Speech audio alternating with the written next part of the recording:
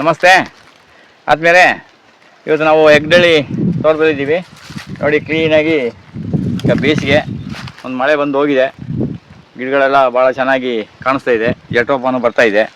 ಈಗ ನಾನು ನಿಮಗೆ ತುಂಬ ಸರಿ ಹೇಳಿದ್ದೀನಿ, ಮಹಾಗನಿಯಲ್ಲಿ ಹೀಗೆ ಕಾಂಡ ಇರುತ್ತೆ. ಈ ಕಾಂಡದಲ್ಲಿ ಸೈಡ್ ಕೊಂಬೆ ಬಂದಾಗ ನಾವೇನು ಮಾಡಬೇಕಿದೆ, ಕ್ಲೀನಾಗಿ ಕೈಯಲ್ಲೇ ಇದನ್ನು ಕ್ಲೀನಾಗಿ ತೆಗೆದುಬಿಡ್ಬೋದು. ಈ ಥರ ಸೈಡು ಕೊಂಬೆ ಬಂದರೆ ಇದನ್ನು ಸಹ ತೆಗೆದುಬಿಡಬೇಕು. ಇದೇನಿದು ನೇರವಾಗಿ ಸ್ಟ್ರೈಟ್ ಹೋಗ್ಬೇಕಿದು. ಇಲ್ಲಿ ಸೈಡು ಕೊಂಬೆಗಳು ಬಂದಾಗ ಇದನ್ನ ತೆಗೆದುಬಿಟ್ರೆ ಇದು ಒಂದೇ ಒಂದು ಕಾಂಡ ಇರಬೇಕು. ಅವಾಗ ಏನಾಗ್ತದೆ, ಒಳ್ಳೆ ಚೆನ್ನಾಗಿ ಬೆಳವಣಿಗೆ ಆಗುತ್ತೆ. ನೋಡಿ, ಇದನ್ನ ಮೊದಲೇ ತೆಗೆದಿದ್ರೆ ಇಷ್ಟು ಗಿಡ ಇನ್ನೂ ಮೇಲೆ ಹೋಗೋಷ್ಟು ಶಕ್ತಿ ಅದಕ್ಕೆ ಬರ್ತಿತ್ತು. ಈ ಥರ ನಾವು ತೆಗೆದುಬಿಡೋದು. ಅದು 1 ವರ್ಷ 2 ವರ್ಷ ತೆಗೆದ್ರೆ ಸಾಕು. ಆಮೇಲೆ ತೆಗೆದುಬಿಟ್ಟು ಅಲ್ಲೇ ಬುಡದಲ್ಲೇ ಹಾಕ್ಬಿಡ್ಬೋದು, ತೊಂದರೆ ಏನಿಲ್ಲ. ಹಾಗೆ ನೋಡಿ, ಈ ಥರ ಕಾಂಡದಲ್ಲಿ ನಾವು ಈ ಥರ ಸೈಡ್ ಬರೋದನ್ನ ಈಗ ತೆಗೆದ್ಬಿಡೋಕೆ ಹೀಗೆ ತೆಗೆದುಬಿಟ್ರೆ ಅದು ಸ್ಟ್ರೈಟಾಗಿ ಹೋಗುತ್ತೆ. ಹೀಗೆ ಹೋಗುತ್ತೆ. ತುಂಬ ಸಲ ಹೇಳಿದ್ದೀವಿ ನಾವು, ಲೈವ್ ಮಲ್ಚಿಂಗ್ನಲ್ಲಿ ಒಣಗಿದ್ನ ಸ್ವಲ್ಪ ದೂರದಿಂದ ಹತ್ತಿರ ಹಾಕ್ಬೋದು. ಹಸಿ ಅದನ್ನ ಸ್ವಲ್ಪ ಒಂದು ಅರ್ಧ ಅಡಿ ಬಿಟ್ಟು ಹಾಕ್ಬೇಕು. ಈಗ ಇಲ್ಲೆಲ್ಲ ನಮ್ಮ ಅರಳನ್ನು ಹಾಕ್ಕೊಂಡಿದ್ದೀವಿ ನೋಡಿ. ಅರಳು ದೂರ ಒಂದು ಅರಳಿದೆ, ಕ್ರೋಟನ್ ಇದೆ. ಇಲ್ಲಿ ಲಾವಂಚ SPM ಲೈನಲ್ಲಿ ಈ ರೀತಿ ಲಾವಂಚವನ್ನು ಇಲ್ಲಿ ಹಾಕ್ಕೊಂಡಿದ್ದೇವೆ. ಹೀಗೆ ಮಹಾಗನಿ ಹೀಗೆ ಸಿಂಗಲ್ ಒಂದೇ ಒಂದು ಕಡ್ಡಿ ಇದ್ದಾಗ ನಿಮಗೆ ಅದು ಬರಲಿಕ್ಕೆ ಚೆನ್ನಾಗಿ ಕಾಣಿಸುತ್ತೆ. ಇದು ಸ್ವಲ್ಪ ಜಟ್ರೋಪ ವೀಕಾಗಿ ಕಾಣ್ತಾ ಇದೆ. ಈಗ ನೋಡಿ, ಈ ರೀತಿ ಕೊಂಬೆ ನೀವು ಬಂದರೆ ಈ ಥರ ಸೌರುವಾಗಿ ಈ ಥರ ತೆಗೆದುಬಿಡೋಗಿ. ಈ ಥರ ತೆಗೆದುಬಿಟ್ಟು ನೇರವಾಗಿ ಒಂದೇ ಒಂದು ಕಡ್ಡಿ ಹೋಗೋ ಥರ ನಾವು ಮಾಡ್ಕೋಬೇಕು. ಇದು ಮೊನ್ನೆ ಎಲ್ಲ ಒಂದು ಸಲ ಮಳೆ ಬಂದು ಹೋಯಿತು. ಈ ಥರ ನಿಮ್ಗೇನಾಗುತ್ತೆ ಅಂದರೆ, ಕಾಂಡದಲ್ಲಿ ಈ ಎಲ್ಲ ಕೆಳಗಿಂದ ಈ ಥರ ಕೊಂಬೆಗಳು ಬರ್ತವೆ. ಆ ಕೊಂಬೆಗಳನ್ನ ನಾವೇನು ಮಾಡೋದು, ಈ ರೀತಿ ತೆಗೆದುಬಿಡಬೇಕು. ತೆಗೆದುಬಿಟ್ಟು ಸ್ವಲ್ಪ ಅಲ್ಲೇ ಪಕ್ಕದಲ್ಲೇ ಹಾಕ್ಬೋದು. ಒಂದು ಅರ್ಧ ಅಡಿ ಬಿಟ್ಟು ಹಾಕಿದ್ರೆ ಸಾಕು. ಹೀಗೆ ಕ್ರೋಟನೆಲ್ಲ ಚಿಗುರಿದೆ. ಗಿಡಗಳು ನೋಡಲಿಕ್ಕೆ ನೋಡಿ, ಜಟ್ರೋಪ ಎಲ್ಲ ಭಾಳ ಒಳ್ಳೆ ಸೈಜಲ್ಲಿ ಬಂದಿದೆ. ಈಗ ಜಟ್ರೋಪ ಒಳ್ಳೆ ಆಗಲಿ 2-2 ಅಡಿ ಹೈಟು ಬಂದಿದೆ. ಅದು ಕೆಲವೊಮ್ಮೆ ನಾವು ಹಾಕುವಾಗ ಗಿಡಗಳು ಹಿಂದೆ ಮುಂದೆ ಆಗ್ತವೆ. ಒಂದು ಕಡೆ ಚೆನ್ನಾಗಿ ಬರುತ್ತೆ, ಒಂದು ಕಡೆ ಚೆನ್ನಾಗಿ ಬರೋದಿಲ್ಲ. ಅದಕ್ಕೆಲ್ಲ ಆರ್ಗಾನಿಕ್ ಕಾರ್ಬನ್ ಡೆವಲಪ್ ಆಗಿಬಿಟ್ರೆ ಎಲ್ಲ ಈಕ್ವಲ್ ಆಗಿ ಬರೋಕ್ಕೆ ಶುರು ಆಗುತ್ತೆ. ಇದು SPMದು ಕ್ರೋಟನ್ನು ನೋಡಲಿಕ್ಕೆ ಭಾಳ, ಇನ್ನು ಸ್ವಲ್ಪ ದಿನದಲ್ಲಿ ಇದೆಲ್ಲ ಸ್ವಲ್ಪ ಹೈಟಾಗಿ ಬಂದುಬಿಟ್ರೆ ತೋಟ ಚೆನ್ನಾಗಿ ಕಾಣಿಸುತ್ತೆ. ಆಲ್ಮೋಸ್ಟು ಇಲ್ಲಿ ಗಿಡಗಳದೆಲ್ಲ ತೋಟದಲ್ಲಿ ಪ್ಲಾಂಟೇಷನ್ ಮುಗಿದೋಗಿದೆ. ಇನ್ನೇನೀಗ ಒಂದು ಸ್ವಲ್ಪ ಲೆಕ್ಕ ತಗೊಂಡು ಅವರಿಗೆ ಲೆಕ್ಕದ ಜವಾಬ್ದಾರಿ ಕೊಟ್ಟರೆ ಇನ್ನು ಮುಂದೆ ಯಾವ್ಯಾವ ಗಿಡ ಹಾಕಬೇಕು ಏನು ಅಂತ ನೋಡಿ ಮಾಡ್ತೇವೆ. ಜಟ್ರೋಪ ಎಲ್ಲ ಒಳ್ಳೆ ಬೆಳವಣಿಗೆ. ಇನ್ನೊಂದು ತಿಂಗಳಲ್ಲಿ ಅದೆಲ್ಲ ಬೇರೆ ಮಟ್ಟಕ್ಕೆ ಬಂದುಬಿಡುತ್ತೆ, ತೊಂದರೆ ಏನಿಲ್ಲ. ನೋಡಿ, ಜಟ್ರೋಪ ಯಾವ ಹೈಟಾಗಿ ಬಂದಿದೆ ನೋಡಿ. ಇದೆಲ್ಲ ಬಂದಿದೆ. ಅದೆಲ್ಲ ಡಿಪೆಂಡ್ ಅಂತ ಮಣ್ಣಿನಲ್ಲಿ ಆರ್ಗಾನಿಕ್ ಕಾರ್ಬನ್ ಮೇಲೆ ಎಲ್ಲ ಇದಾಗುತ್ತೆ. ಚೆನ್ನಾಗಿ ಬರ್ತಾ ಇದೆ ಗಿಡಗಳೆಲ್ಲ. ಇದನ್ನು ನೋಡಿಕೊಂಡು ಹಾಗೆ ಇಲ್ಲಿ ನೋಡಿ, ಇದು ಮಹಾಗನಿ. ಇದರಲ್ಲಿ ಈಗ ಇಲ್ಲಿ ಕೌಲು ಹೊಡೆದಿರೋದ್ರಲ್ಲಿ ಯಾವುದು ನಮಗೆ ಚೆನ್ನಾಗಿ ಬಂದಿದೆ ಅದನ್ನ ಇಟ್ಕೊಂಡು ಒಂದನ್ನು ನಾವು ಈ ರೀತಿ ತೆಗೆದುಬಿಡಬೇಕು. ತೆಗೆದುಬಿಟ್ಟಾಗ ಇದು ಕೊಂಬೆ ಚೆನ್ನಾಗಿ ಬರುತ್ತೆ. ಇದು ಚೆನ್ನಾಗಿ ಬರ್ತಾ ಇದೆ. ಹೆಬ್ಬೇವು ಈ ಥರ ಇಲ್ಲಿ ಕೆಳಗೇನೆ 3 ಕೊಂಬೆ ಬಂದಿದೆ. ಅದ್ರಲ್ಲಿ ನಮ್ಗೆ ಯಾವ್ದು ಬೇಕು ಅದನ್ನ ಚೆನ್ನಾಗಿ ಒಂದನ್ನು ಸ್ಟ್ರೈಟಾಗಿ ಹೋಗೋದನ್ನ ಒಂದನ್ನು ಬಿಟ್ಬಿಟ್ಟು ಬಾಕಿ ಇರೋದು ನಾವು ಕೊಂಬೆನ ಈ ರೀತಿ ಕಟ್ ಮಾಡ್ಕೋಬೇಕು. ಅವಾಗ ಇಲ್ಲಿ ಕ್ಲೀನಾಗಿ ಇದು ಒಂದು ಹೋಗುತ್ತೆ.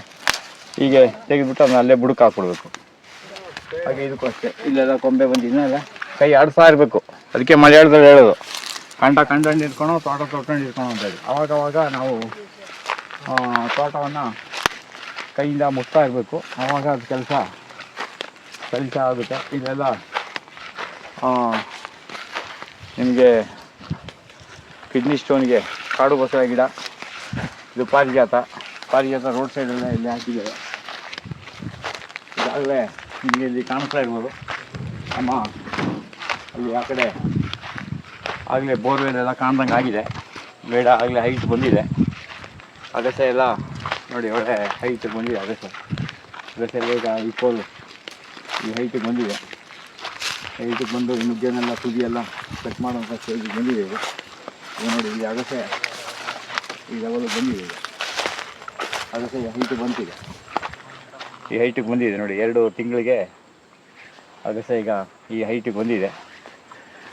ಹಾಗೆ ನುಗ್ಗೆ ಎಲ್ಲ ಹೀಗೆ 2 ಅಡಿ ಬಂದಮೇಲೆ ನೋಡಿ ಈ ರೀತಿ ಕಟ್ ಮಾಡ್ಕೋಬೇಕು.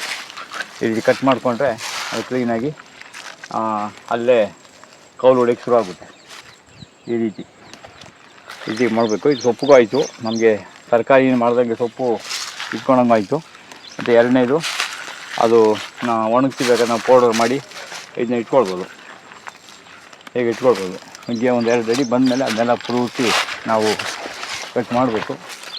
ಈಗ ನೋಡಿ, ಈಗ ಇದು ನಿಂತ್ಕೊಂಡ್ರೆ ನಮ್ಮ ಹೆಗ್ಡಳ್ಳಿ ತೋಟ ಕಂಪ್ಲೀಟ್ ಆಗಲೇ ಎಲ್ಲ ಮುಚ್ಚೋ ಒಂದು ಸ್ಟೇಜಿಗೆ ಬಂದಿದೆ. ಕಾಣ್ತಾ ಇಲ್ಲ, ಇನ್ನೊಂದು 15-20 ದಿವಸದಲ್ಲಿ ಫುಲ್ ಕಂಪ್ಲೀಟ್ ಎಲ್ಲ ಒಳ್ಳೆ ಹೈಟ್ ಬಂದಿದೆ ನೋಡಿ ನುಗ್ಗೆ. ಈ ಹೈಟಿಗೆ ಬಂದಾಗ ಅದು ತುದಿಯನ್ನು ಕಟ್ ಮಾಡಬೇಕು. ಈ ಥರ ಕಟ್ ಮಾಡಿ ಇದನ್ನು ನಾವು ಪಲ್ಯದಕ್ಕೆ ಬಳಸ್ಬೋದು, ಉಣಿಸ್ಕೊಳ್ಬೋದು.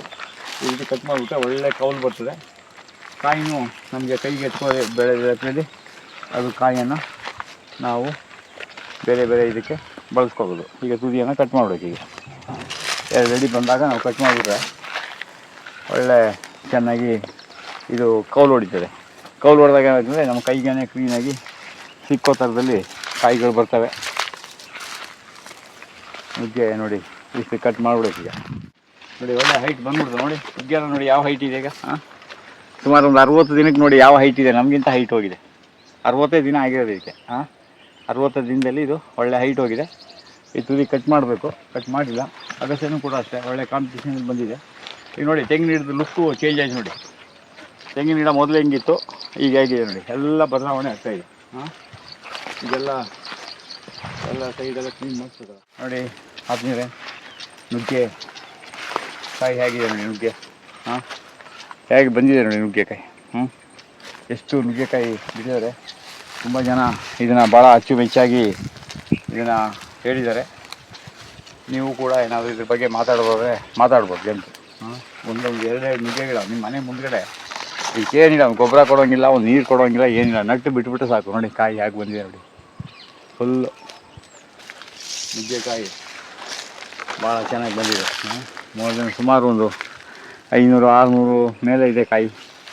ಎಲ್ಲ ಸರಿ ಲೆಕ್ಕ ಹಾಕಿದ್ರೆ ಒಂದು 1000 ಕಾಯಿನೇ ಇರ್ಬೋದೇನೋ, ಅಷ್ಟು ಕಾಯಿ ಇದು ಭಾಳ ಸಮೃದ್ಧಿಯಾಗಿ ಬಂದಿದೆ.